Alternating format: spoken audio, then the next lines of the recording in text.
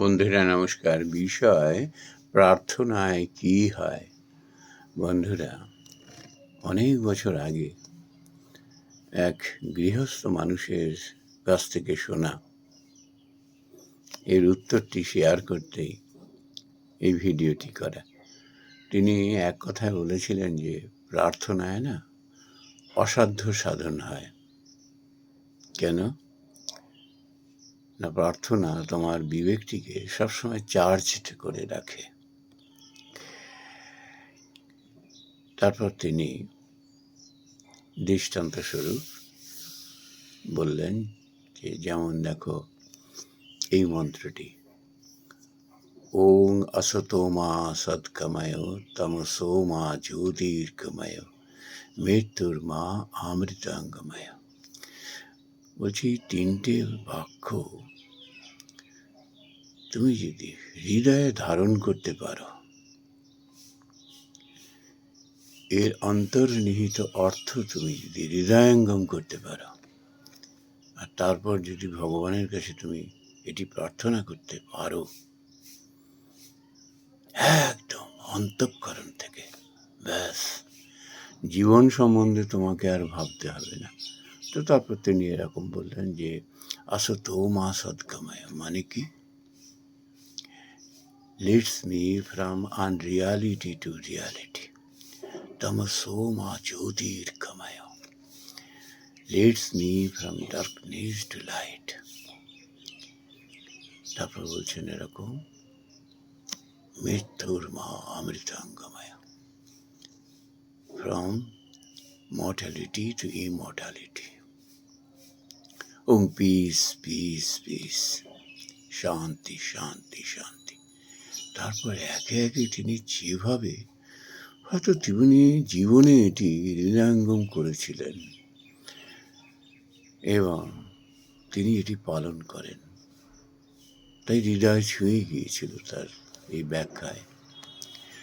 তিনি বলেছিলেন যে দেখো, আমরা সব সময় এই তিন গুণের মধ্যে রয়েছি জগতে, তাই মায়া মোহর মধ্যে আমরা মজে রয়েছি। কোনটা সৎ কোনটা অসৎ আমরা বুঝি না। যেটা অসৎ, যার কোনো সাহিত্য নেই, ভঙ্গুর, আমরা তার পেছনেই ছুটে মরছি আসলকে ছেড়ে দিয়ে। তারপর তিনি বলছেন এরকম যে এই যে অর্থের পেছনে, নাম যশের পেছনে আমরা দৌড়চ্ছি, কে বলি লোকমান্যতা পাওয়ার জন্য, অন্য আমাকে খাতির করুক, সম্মান করুক, নিজেকে নিয়ে মজে রয়েছি। আর এর মধ্যে যে কি স্বার্থপরতা লুকিয়ে রয়েছে, আর এর থেকে অহংকার, ঔদ্ধত্য, দম্ভ, নিষ্ঠুরতা পর্যন্ত মানুষকে শেষ করে দেয়। আমরা যে রিয়ালিটি, যে বস্তুর কখনো ক্ষয় নেই, পরমাত্মা। আমরা কজন মানুষ বলুন তো জীবাত্মাকে পরমাত্মার সঙ্গে বিলীন করে দেওয়ার জন্য চেষ্টা করি, ভগবানকে ধরে থাকি। এ প্রসঙ্গে ঠাকুর শ্রী রামকৃষ্ণের একটি কথা মনে পড়ছে, এক হাতে ভগবানকে ধরো, আর এক হাতে সংসারকে ধরো, তারপর যখন সময় হবে দু হাতে ভগবানকে ধরো। তুমি এই পৃথিবীতে এসেছো, মর্তে এসেছো, তোমার কর্তব্য কর্মে কখনো গাফিলতি করবে না, নিষ্ঠার সঙ্গে, সততার সঙ্গে তুমি সেটি পালন করবে। কিন্তু এটি তখনই সাকসেস হবে যখন তুমি ভগবানের পাদপদ্মে তোমার মতি থাকবে। তখন তুমি বুঝতে পারবে যে আসল শান্তি কোথায়, পিস কোথায়। তখন তুমি মানুষের জন্য নিজের জীবন পাত পর্যন্ত করে দেবে। কিন্তু কার জন্য কি করলাম এটাই তোমার মন থাকবে না, তোমার মন থাকবে ঈশ্বরের দিকে। তার চরণে তোমার মতি থাকবে। ডান হাত দিয়ে তুমি দান করবে, বা হাত টের পাবে না, নির্লিপ্ত স্বভাবের হবে তুমি। ঈশ্বর ওই হলো রিয়ালিটি, তুমি তাকে ধরো। তখন দেখবে এই মায়ার সংসারে তুমি একটা দ্রষ্টা হয়ে থাকবে, সব কিছু খেলা হচ্ছে তুমি দেখছো, এবং তার পরিণতি কি সেটাও তুমি জানতে পারবে। এই ক্ষণভঙ্গুর কোনো জিনিসের উপরে মানুষ কখন অ্যাটাচড হয়, সংসারটাও ঠিক সেমনি। ঠাকুরের আবার ওই কথা মনে পড়ে যায় যে তুমি সংসারে থাকবে পাকাল মাছের মতো, কাঁঠাল ভাঙবে হাতে তেল মেখে। জেনে রেখো, ঈশ্বর বই তোমার জীবনে আপন বই কেউ নেই, কেউ নয়। মা, ভাই, বোন, স্ত্রী, পুত্র, কন্যা সবাই আছেন। তুমি সকলের প্রতি সততার সঙ্গে কর্তব্যনিষ্ঠ হয়ে তাদের দেখাশোনা করবে, তাদের প্রতি তুমি কর্তব্য সাধন করবে, কিন্তু উইদাউট এনি অ্যাটাচমেন্ট। তারপর তিনি এরকম বললেন, তমসো মা জ্যোতির্গময়। কেন তো তমগুণ এমন মানুষকে, একটা জীবন্ত মানুষকে প্রায় মৃতপ্রায় করে রাখে। আলস্য, নিদ্রা, অ্যাক্টিভনেস বলে আর কিচ্ছু থাকে না তার মধ্যে। বেঁচে থাকার যে কি অর্থ সেটাও সে বোঝার চেষ্টা করে না, নিজের ওই একটা অন্ধকারময় জগতের মধ্যেই নিজেকে রেখে দেয়। সে কখনো মেরুদণ্ড সোজা করে দাঁড়াতে পারে না, অন্যায় অবিচারের বিরুদ্ধে লড়তে পারে না, সত্যকে সত্য বলতে সে নির্ভীক হতে পারে না, পরনির্ভর হয়ে থাকে। নিজের যে একটা ব্যাকবোন আছে তা সে মনে করে না। ভোগ বিলাস এটাই জীবনের উদ্দেশ্য বলে মনে নেয়। ঈশ্বরে বিশ্বাস থাকে না তার। ওটা বলে মানুষের ভ্রম একটা। এই ধরনের যে কি সাংঘাতিক তার মনোবৃত্তি হয়ে যায়, যা তাকে তিলে তিলে নরকের দিকে নিয়ে যায়।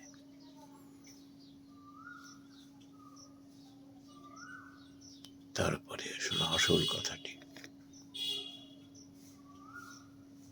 মৃত্যুর মা অমৃতাঙ্গমায়া, আমাকে অমৃতের সন্ধান দাও। অর্থাৎ কিনা মৃত্যুকে জয় করা। এই যে সবসময় আমরা জরা ব্যাধি নিয়ে মরে রয়েছি, একেবারে জীবন্ত অবস্থায় মরে রয়েছি, দুশ্চিন্তায় কি হবে কি হবে।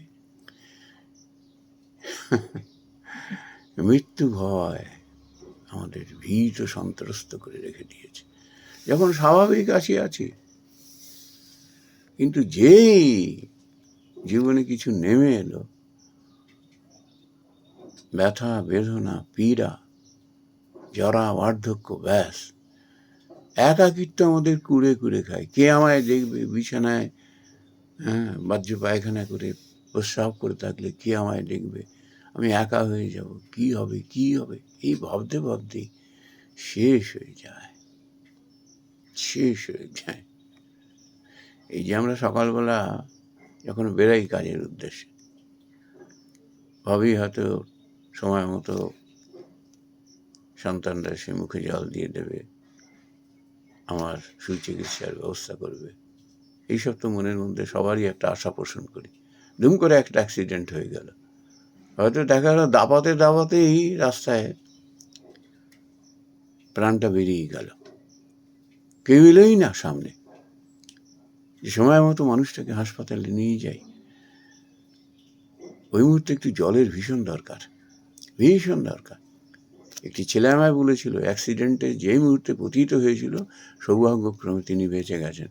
বলছে আমার সামনে ওই রকমভাবে নোংরা নর্দমার জল, আমি আমার প্রাণ হাইডাই করছে, আমি ওই জল আজলা করে আমি খেয়ে যাচ্ছি। যাই হোক, তার কিচ্ছু হয়নি, কিন্তু এরকম পড়েছিল। তারপরে গ্রামগঞ্জের কিছু মানুষ এসে তাকে উদ্ধার করে হসপিটালে নিয়ে যায়। তো কখন কি হবে, কিভাবে প্রাণ বেরিয়ে যাবে আমরা কেউ জানি না, কিন্তু আমরা দুশ্চিন্তায় তার আগেই মরে থাকি। আমাকে মৃত্যু ভয় থেকে তুমি মুক্তি দাও, সামনে মৃত্যুকে জেনেও যেন আমি হাসতে পারি, ক্ষুদিরাম বসুর মতো যেন এরম বলতে পারি, ফাঁসির দড়ি গলায় লটকে নিয়ে যেন হাসতে পারি ওইভাবে।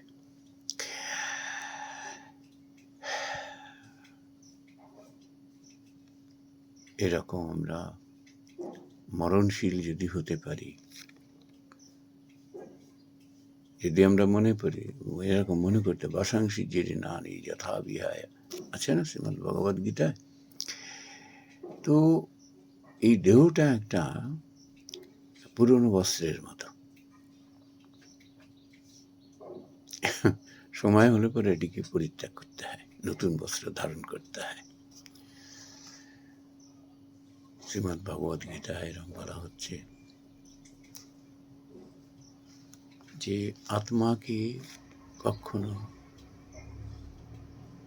ধ্বংস করা যায় না,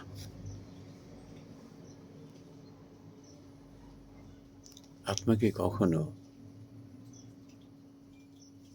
জল দ্বারা সিক্ত করা যায় না, অগ্নি দ্বারা তাকে দাহ করা যায় না।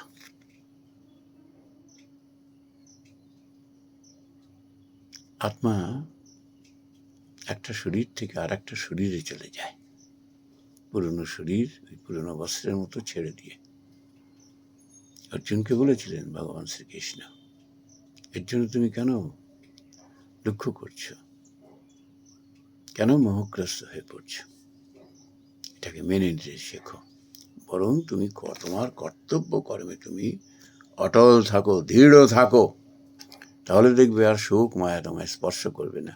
দেখবেন আমরা যখন কোনো মানুষকে, বাবা মা বা কোনো আত্মীয় স্বজনকে খুব নিষ্ঠার সঙ্গে সততার সঙ্গে সেবা করছি, হয়তো সে মৃত্যু পথযাত্রী, 1 মাস ধরে তার সেবা করছি,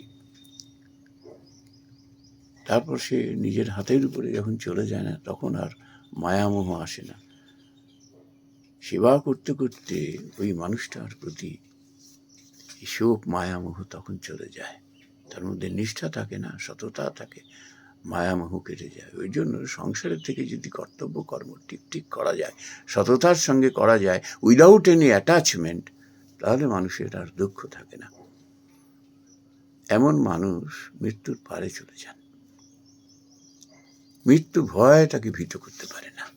যাকে মৃত্যু ভয় ভীত করতে পারে না, সে কাকে ভয় করবে? অন্যায় অবিচারে সে মুখ খুলবেই খুলবে, তাকে কেউ দাবিয়ে রাখতে পারবে না।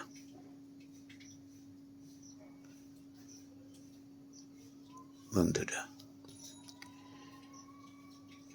তিনি এরকম বলছিলেন যে দেখো, এ তো আমাদের জীবনের মূল লক্ষ্য, বুঝতে পারলাম,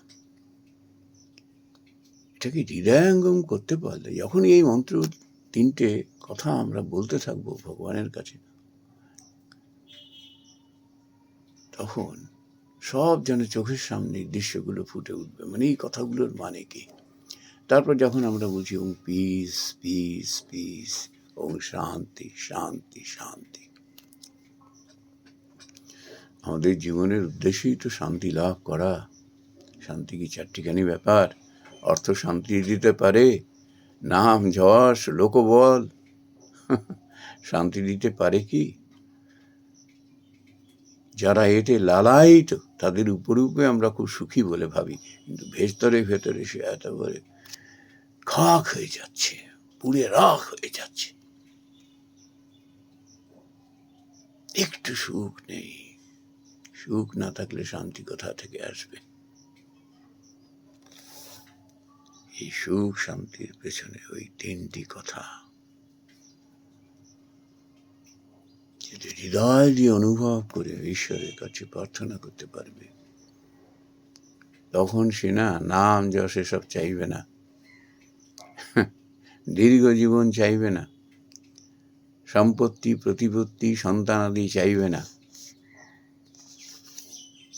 সে জানে এই সর্বময় কর্তা ঈশ্বর আমার হৃদয়ে বসে আছেন, তিনি সব জানেন আমার কথা।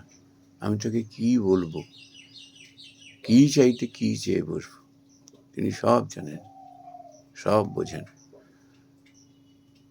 ওই জন্য তিনি আসল এই তিনটি বাক্যকে ভগবানের কাছে কায় মনোবাক্যে প্রার্থনা করতে থাকেন। ওম অসতো মা সৎকময় তমসো মা জ্যোতির্গময় মৃত্যুর মা অমৃতাঙ্গময়। ওম শান্তি শান্তি শান্তি। তারপর তিনি একটি চরম বার্তা দিলেন, বললেন এমন পবিত্র মানুষ যদি ঈশ্বরের কাছে যদি কিছু প্রার্থনা করে ফেলেন,